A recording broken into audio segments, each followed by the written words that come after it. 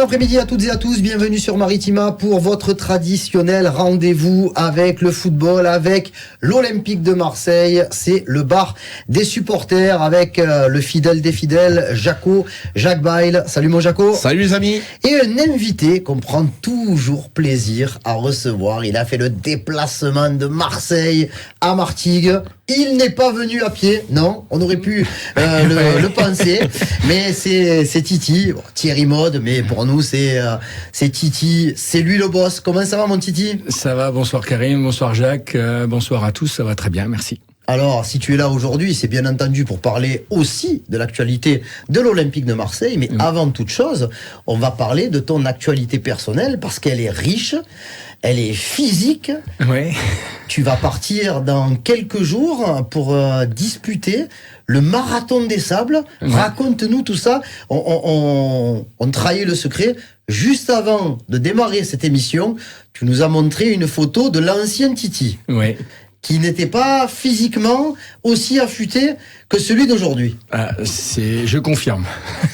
Alors, explique-nous un petit peu le projet et ta transformation, parce que c'est vrai que on a pris l'habitude depuis à peu près combien entre 15 et 18 mois, tu as commencé à perdre du poids ? Depuis le 1er janvier 2023. Voilà, donc voilà. C'est quand même pas mal. Et combien de kilos perdus ? 60. 60 ? Un peu plus de 60 maintenant, ouais. D'accord. Mais je suis à 87, j'étais presque à 150. Qu'avec du sport et une nutrition adaptée. Au début, juste le régime. Ouais. Et en septembre 2023, j'ai rajouté le sport plus le régime. Donc, en totalité, maintenant, il y a plus de 60 kilos perdus. Jaco, ça fait rêver quand même. C'est gentil de me dire ça. Non, mais s'il y avait eu n'importe qui, j'aurais dit. Ça ne me fait pas rêver, c'est un cauchemar. Ça fait rêver quand même. C'est un cauchemar pour moi. C'est 3 sacs de ciment, tu te rends compte ?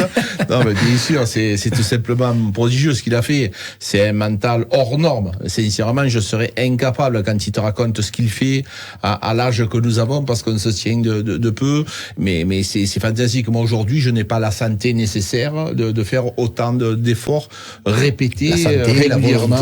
Voilà, donc voilà, je n'y arrive pas. J'aurais aimé, mais c'est pour ça que je dis bravo.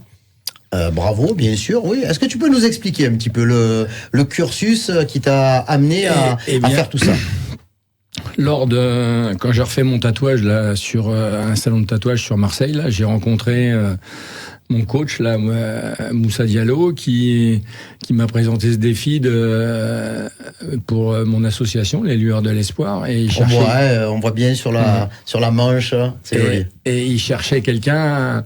Il voulait pas d'un sportif confirmé. Pour relever le défi de participer au marathon des sables. Et alors moi j'avais fait du sport quand j'étais plus d'active quand j'étais militaire, donc mais j'ai arrêté pendant 20 ans. Et j'avais pris énormément de poids parce que je faisais pas attention, parce que la vie fait que bien sûr. Là, elle se déroule comme ça, donc ça me commençait à me titiller un peu de vouloir refaire un peu de sport, mais pas comme ça. Et puis le fait qu'il m'ait présenté ce défi-là pour venir en aide aux enfants défavorisés du foyer Bois-Joli à Marseille, et puis les enfants hospitalisés à la Timone. J'ai dit oui de suite, et en septembre 2023, j'ai commencé ma préparation pour le marathon des sables d'octobre 2024. Donc un an de préparation, et on arrive au résultat actuel aujourd'hui avec plus de 60 kilos de perdus et un runner confirmé maintenant. Ah ouais, non, parce que là, franchement, quel défi, parce que le marathon des sables est une compétition quand même qui n'est pas conseillée à tout le monde, parce que c'est difficile. Tu nous as expliqué un petit peu en bref, c'est quoi ? C'est 120 km à parcourir en 4 jours avec un jour de repos au milieu ? C'est ça, alors il y a 3 étapes. La première, le 14 octobre, donc 30 km. La deuxième, 60. Le jour de repos le mercredi, et le jeudi la dernière étape de 30 km. En autonomie totale, donc avec le sac à dos, porter sa nourriture, ses vêtements, son sac de couchage, enfin tout.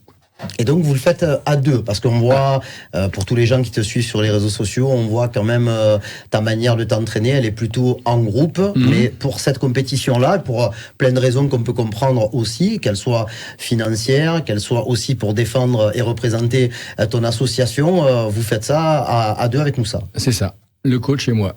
Et alors, comment on se sent à une dizaine de jours de l'événement ? On se sent bien, sans stress particulier, pas d'appréhension, et puis on va partir à l'aventure pour ce marathon. Et puis je pense qu'il y aura des moments difficiles, des moments plus faciles, mais après c'est comme ça. J'ai déjà vécu des choses plus difficiles, donc je pense que ça devrait aller.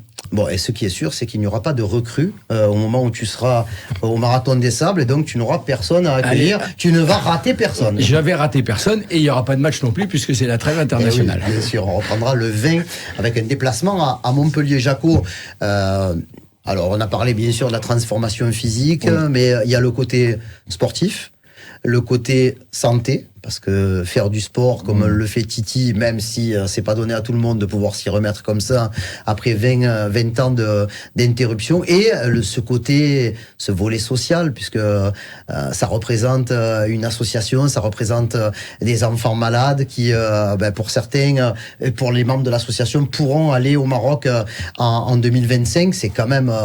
tu me dis toujours, Titi, c'est une belle personne. Ah oui, Titi, c'est quelqu'un de beau. Il a une mentalité tout à fait exceptionnelle, et c'est quelqu'un que je connais depuis très longtemps. Il a fait beaucoup de belles choses sans que les gens le sachent forcément. Il aide les gens. Dès qu'il peut, en plus si c'est les enfants, c'est encore plus pour lui. Donc c'est quelqu'un de touchant, d'attachant. On a sympathisé nous depuis pas mal de temps. Et franchement, s'il y avait beaucoup de gens comme ça, on n'en serait pas là dans ce monde. Je me rappelle les cadeaux à la Timone, avec les Pères Noël, le gars que tu as fait aussi déterrer pour pouvoir le renterrer proprement, dignement, le supporter de l'OM. On en passe. Il y en a eu des choses que Titi m'a racontées, ces belles aventures, et jamais pour se mettre en avant. C'est ça la particularité de Titi. C'est-à-dire que ce mec-là, il va faire les choses pour les gens. Jamais, il s'en fout de se mettre en avant, lui. Il en a rien à faire. Et donc c'est ce qui est beau. Et Titi, Titi, c'est pour nous, indépendamment d'être un homme bien et quelqu'un qu'on apprécie, c'est un supporter de l'Olympique de Marseille, parmi tant d'autres, qui a décidé de aussi, entre guillemets, pas représenter les supporters qui sont loin de Marseille, mais les aider à vivre encore plus... je dirais encore mieux leur passion à travers ta présence à la commanderie. Alors ça a été d'abord une présence très assidue à la commanderie, et depuis quelques saisons, il y a je dirais maintenant, c'est incontournable, les photos à l'arrivée des recrues. Est-ce que tu peux nous expliquer ce concept et surtout comment ça a évolué depuis plusieurs saisons ? Au début, quand je l'ai fait comme ça pour voir ce que la réception que les gens pouvaient donner à ce genre d'événement. Et j'ai vu que ça fonctionnait bien, puisque les gens, de toute manière, vu qu'il y a beaucoup de supporters qui sont en dehors de Marseille, à travers la France, l'Europe et le monde entier, comme ça, ils voyaient un peu l'actualité de l'OM à travers mes réseaux. Et c'est vrai que au fil des saisons, au début, ça a été compliqué.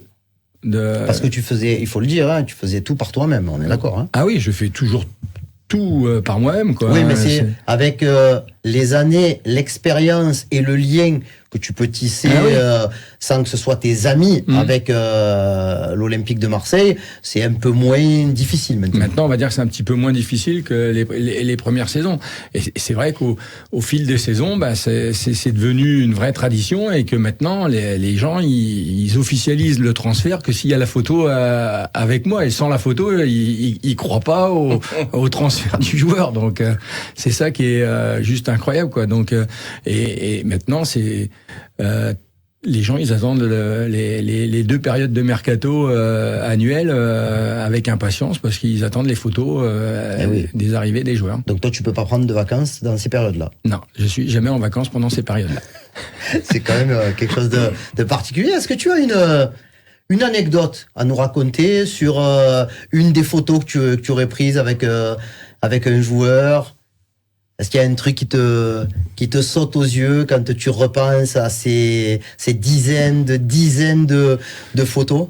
Ouais, il y en a pas mal sur des phrases, surtout par exemple William Saliba, quand il est arrivé, il a dit oui, je sais que je dois faire la photo avec toi. Ah ouais, c'est beau.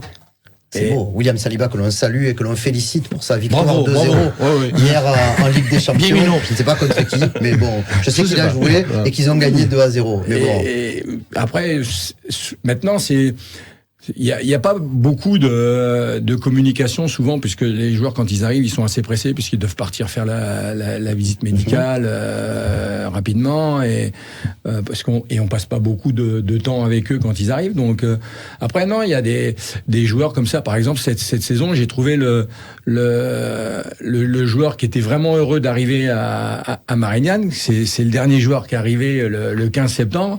J'ai trouvé Adrien Rabiot hyper content et hyper hypé de son arrivée à Marseille. Alors, tout autant que les supporters de son arrivée à l'OM. Voilà, exactement. Alors que d'autres le montrent peut-être moins. Mille Mopé était content aussi. Oui, mais différemment. Lui, Adrien Rabiot, je l'ai senti vraiment heureux d'être là. Et ça se voyait sur son visage. Et on peut pas le cacher, ça. Non, mais c'est sûr. Hein. Mais moi, je me rappelle la photo avec l'écharpe. Et du coup, elle va rester dans les annales, puisque avec la précipitation, le monde qu'il y avait, l'écharpe, elle est à l'envers. Ouais, c'est ça. Ouais. C'est vrai que je l'ai noté, moi aussi. Jaco, nous, on est contents parce qu'on a Titi avec nous aujourd'hui, mais on est aussi contents parce que la semaine, elle est courte. Surtout quand elle démarre par une défaite, puisque c'était dimanche soir. Donc là, on sait que vendredi, c'est juste après-demain hein, que l'Olympique de Marseille recevra le SCO d'Angers dans un vélodrome, donc qui ne sera pas aussi plein qu'à l'accoutumée, puisque malheureusement la zone des ultras virage sud et des MTP virage nord sera fermée. Est-ce que là, à 2 jours du match, tu as digéré ce mauvais moment qu'on a passé à Strasbourg, et est-ce que tu es déjà projeté sur d'autres aventures beaucoup plus positives? Mais bien sûr que je l'ai digéré. Évidemment, j'ai pas apprécié ce qu'a fait le coach. Donc il y a eu des explications. Moi personnellement, c'est pas ce que j'aurais fait, mais encore une fois, c'est mon avis, ça n'engage que moi. Mais je pense que l'Olympique de Marseille, avec les joueurs que nous avons là le vendredi, c'est pas du tout le même Olympique de Marseille. Ça n'aura absolument rien à voir. Et je te le disais, cette équipe strasbourgeoise, quand elle va venir au stade Vélodrome avec l'effectif qu'il y aura à ce moment-là, ça sera totalement différent, même si Strasbourg a joué, était une équipe très physique, jusque-là on peut le reconnaître. Mais l'OM, déjà, doit se racheter, obligatoirement, avec des joueurs de qualité. On espère, on souhaite de tout cœur, notre ami Adrien, qui puisse soit débuter, soit rentrer en cours de match, pour faire une fête, parce que moi personnellement je me dis pourquoi pas le voir débuter et sortir rapidement, ça pourrait être une fête. Il y a plein de choses qui peuvent se passer, mais ça va être la fête, même si on est triste et de ne pas voir le supporter, parce que c'est l'âme du football. Oui, bon, on verra hein, pour Adrien Rabiot, est-ce que ça sera peut-être pas un peu tôt pour le voir d'entrée de jeu. On verra aussi, les choix de Roberto De Zerbi seront dictés par rapport à l'effectif qu'il y a à sa disposition. Bon, toi, il y a pas de négociation possible. Il faut que tu partes au marathon avec une victoire. Oui, mais je vais partir avec une victoire. Ah, t'as déjà vu le match, toi? Non, mais après, j'ai rien contre le SCO d'Angers, mais je pense que sur le papier, on est logiquement plus fort que le SCO. Et après, un match de football reste un match de football, le ballon tourne rond pour tout le monde. On a déjà vu des petits poussets gagner contre les plus gros, donc on va dire dans le football, il n'y a jamais rien d'impossible, mais ça serait vrai. C'est vrai que ça serait bien qu'on gagne vendredi soir avec un joli score pour faire oublier la défaite de dimanche soir. Déçu et surpris par ce qui s'est passé dimanche soir? Non, pas spécialement, parce que je m'attendais à un match très compliqué, puisque j'ai vu les premiers matchs de Strasbourg contre Lille, contre Lyon, même s'ils perdent à Lyon, je les ai trouvés 4-3, après avoir mené 3-1. Exactement, et même le match nul de Lille où ils gagnent 3-1, ils font 3-2 et 3-3 alors qu'ils loupent la balle du 4-2. J'ai trouvé une équipe très très joueuse, très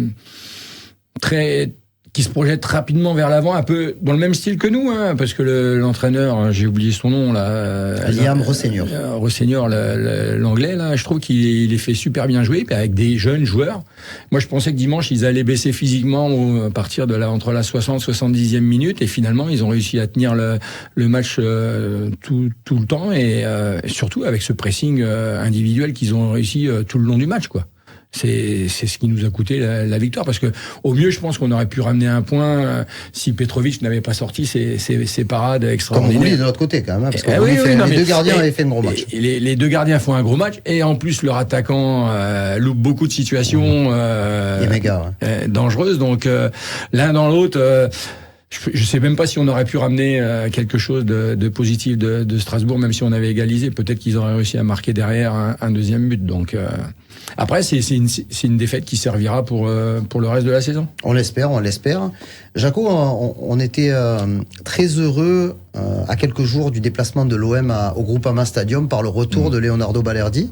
Balerdi, donc, il n'aura passé que 4 minutes et quelques secondes sur la pelouse lyonnaise. Là, il a eu une semaine pour se repréparer tranquillement, je dirais même plus, puisque la semaine dernière aussi, mais il n'était pas disponible. Qu'est-ce que peut apporter le retour de Leonardo Balerdi en charnière centrale? Indépendant, ne me répond pas le passage de Heubière au milieu de terrain. Non, mais effectivement, ce qu'il peut apporter, c'est aussi ce qu'on a besoin qu'il nous apporte, c'est la stabilité défensive, parce qu'il a été tout simplement jusqu'à présent exceptionnel. Balerdi en défense centrale. Moi, ce que j'aimerais, c'est qu'il arrive à grandir mentalement pour pouvoir devenir le défenseur central de l'OM que l'on attend, c'est-à-dire un monstre. Il lui manque que ça. Techniquement, physiquement, il en est capable. Il faut qu'il arrête de sortir du match. En plus, c'est notre capitaine. Il doit être représentant de l'institution OM. Et ce qu'il a fait à Lyon, je suis désolé, mais ça doit plus se reproduire. Voilà, ça c'est pas une erreur, c'est une horreur. Au bout de 4 minutes, même si c'est sévère, le premier tacle, il est quand même assez violent. Dans les 4 premières minutes, même si je sais que tu as de l'intensité, que tu as de l'envie. Donc voilà, ce qu'il va nous apporter en défense centrale, jusqu'à présent, il a été impérial, Balerdi, au niveau aérien, au niveau du physique. Et je pense qu'on est beaucoup plus stable avec le droitier à droite, avec Brassier en charnière centrale gauche. Voilà, donc je pense que l'Olympique de Marseille, avec ces deux-là, c'est quand même autre chose. Est-ce que tu penses, Titi, qu'on va revenir aux fondamentaux avec un Balerdi-Brassier ou Balerdi-Cornelius dans l'axe, ou est-ce qu'on a toujours... Alors c'est sûr que la blessure d'Ismaël Koné redistribue un tout petit peu les cartes, dans la mesure où Adrien Rabiot, il y a toujours une interrogation sur sa capacité à démarrer un match dès vendredi 4 octobre contre Angers. Est-ce que on ne pourrait pas encore avoir un mix avec une association Balerdi-Kondogbia? Ça serait pas un bon message envoyé aux défenseurs centraux, même s'il faut quand même placer quelqu'un à gauche. Je sais que Jaco faisait partie des gens qui se disaient pourquoi pas Ulysse Garcia démarrer à gauche et 2 vrais défenseurs centraux dans l'axe. Non, je pense qu'on va revenir à des fondamentaux comme au début de saison avec Balerdi, Brassier. Et puis moi je ferais débuter Adrien Rabiot, parce que je pense qu'il faut lui donner du temps de jeu, même s'il y a la trêve après le match d'Angers. Il faut lui donner du rythme avant le classique le 27 octobre, puisqu'après il reste que Montpellier, et le faire jouer que contre Montpellier, il peut être à court de forme contre Paris. Donc moi je le ferai débuter vendredi soir, et je le fais sortir après 1 heure. Ouais, 70e minute, tout dépend du match. Après, c'est Angers. Oui, c'est Angers, entre guillemets. Après, on sait qu'on est capable du meilleur. Et du pire. Et du pire aussi. Mais bon, c'est sûr que quand je revois, j'ai vu les highlights du match Angers-Reims, et il n'y en a pas eu beaucoup, des highlights du côté angevin. On ne sait pas encore si Bamba Dieng sera du déplacement. Cette année, il a déjà marqué au Vélodrome. C'était lors de la première journée de Ligue 2 avec Lorient. C'est le moment de repartir. Et pourquoi pas, je dis, parce que rien n'est jamais figé, pourquoi pas profiter d'un petit coup de mou des équipes européennes de la semaine. Paris a eu un match très dur hier contre Arsenal. Il y aura un autre match très dur qui les attend ce week-end contre Nice. Et Monaco a un déplacement qui est pas hyper simple, même si le Dynamo Zagreb en a pris 9 au Bayern Munich. Mais il va falloir enchaîner déplacement à Zagreb, déplacement à Rennes. Et oui, et c'est le moment. Il y a des moments opportuns dans la saison où tu dois saisir saisir l'opportunité. On se rappelle la saison dernière, combien de fois on a manqué les opportunités de revenir. On était les champions de France. Incroyable. Chaque fois, c'était le raté sur du raté. raté d'opportunité. Voilà. Donc, nous, on a fait une erreur là-bas à Strasbourg, parce que je pense que l'Olympique de Marseille, sur le papier, est supérieur, même s'ils ont été meilleurs physiquement. Donc là, tu dois pouvoir te rattraper en espérant que les autres puissent faire un faux pas. Quand on parle de Coupe d'Europe, il y a aussi, bien sûr, il y a le match à haute intensité, à Coupe d'Europe, mais il y a aussi les voyages, il y a l'adrénaline que tu y mets dans ce genre de match. Et quand tu reviens peut-être avec une défaite, tu n'as pas du tout la même attitude pour le match de championnat qui arrive. C'est comme ça. Regarde, nous, en tant que suiveurs de l'OM, lundi, on avait la tête dans les chaussettes. Et les joueurs, ils s'entraînent différemment. S'ils n'ont pas la même envie, le lendemain, quand tu reviens de Lyon, tout le monde avait le sourire, tout le monde faisait des courses à droite, à gauche, tout le monde s'enlace, tout le monde s'embrasse. Donc, eux aussi, les Européens, ils ont ça à gérer. Et donc, on peut profiter ce week-end. On l'espère. Le mot de la fin avec Titi. On te souhaite vraiment de vivre une très très belle aventure lors de ce marathon des sables. J'espère qu'on aura des nouvelles. Tu vas communiquer comment? Parce que là, ça va dans le sable, le désert, c'est pas le top, non? Non, puisque après, vu qu'on est en autonomie totale, il n'y a pas de prise de courant. Vu qu'on est en bivouac, il n'y a pas de prise de courant, donc faut emmener une batterie externe. Il faut la porter. Il faut la porter. Et après, je crois que l'utilisation du téléphone portable pendant les étapes, c'est interdit. Ok. Donc peut-être un peu de nouvelles le soir et le jour de repos. Ouais, au bivouac quand on aura fini les étapes, ouais. Et puis après, il y aura l'organisation, les médias de l'organisation qui vont faire des images et tout ça. Donc ça sera à suivre sur le site du Marathon des Sables, et j'ai le dossard numéro 295. 295. T'as pas réussi à avoir le 13? Non. Ou qu'est-ce qu'on aurait pu avoir le 1890. Après, je sais pas combien il y a de participants, mais j'ai le 284. Bon, moi, si tu recherches sur la table 16, mais à Marrakech, au restaurant. Ça va, t'es bien, toi. Marrakech du rire pour Jacques Bail.